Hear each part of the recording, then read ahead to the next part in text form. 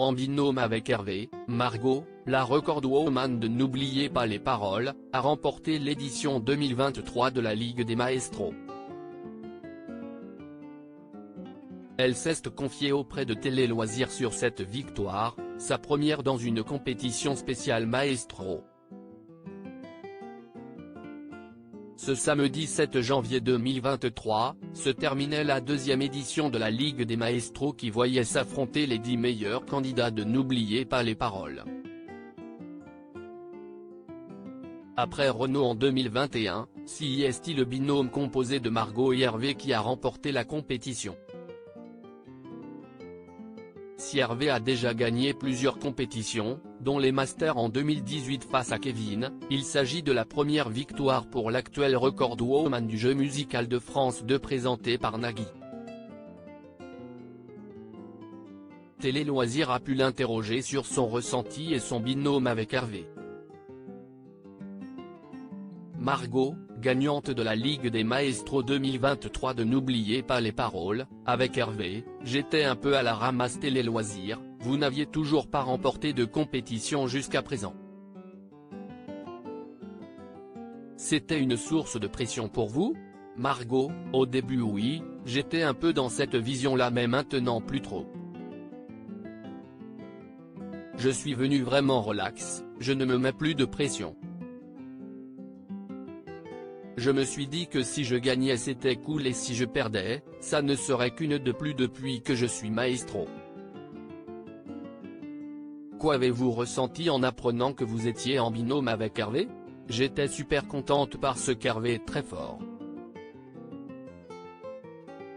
Après, sur les 10 participants, personne n'est nul de toute façon.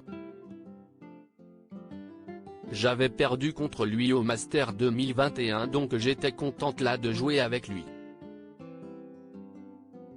Je ne me suis pas dit qu'il fallait que j'assure parce qu'il est super fort mais plus qu'on allait passer un bon moment.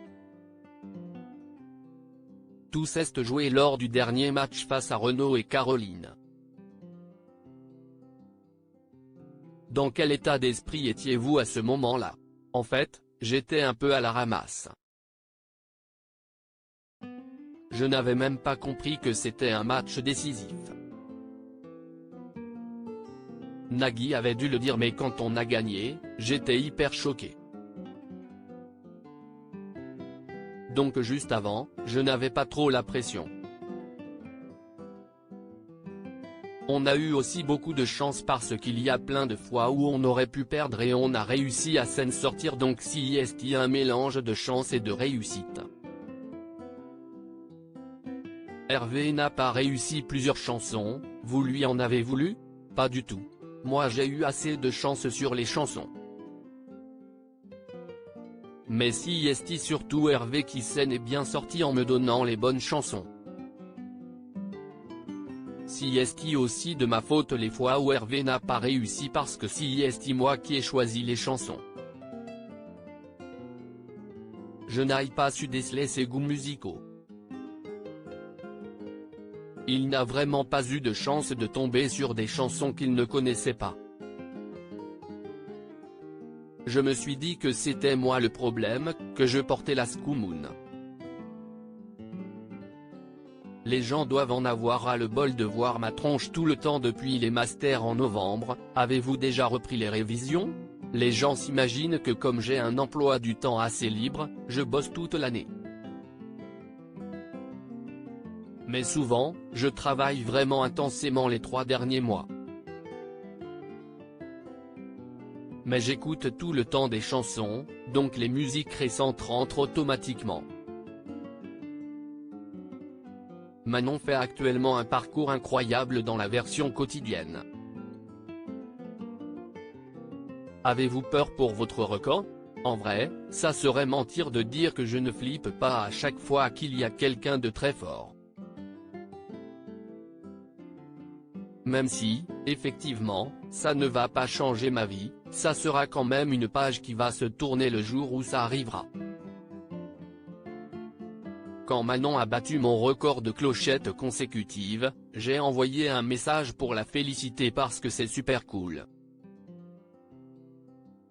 Mais effectivement, je suis son parcours de près pour voir si elle me dépasse et elle est quand même très forte parce que même des finales qui ne tombent pas très souvent, elle réussit à s'en sortir. Vous préférez la Ligue des Maestros, le tournoi des Maestros ou les Masters? Je préfère la Ligue aux Masters parce que déjà il y a deux mêmes chansons. Cela permet au public de ne pas avoir deux fois la même chanson parce qu'au Master souvent on va jusqu'au bout. Et je trouve que si est sans pression donc on prend un peu plus de plaisir quoi. Mais on me voit beaucoup avec toutes ces compétitions. Les gens doivent en avoir ras le bol de voir ma tronche tout le temps mais moi j'adore venir sur le plateau. Caro et moi on a adoré venir pour les 15 ans de l'émission. J'ai pu essayer les maracas mais sans grand succès. À lire aussi n'oubliez pas les paroles, déjà 123 000 € pour la maestro Manon, que compte-t-elle faire de ses gains?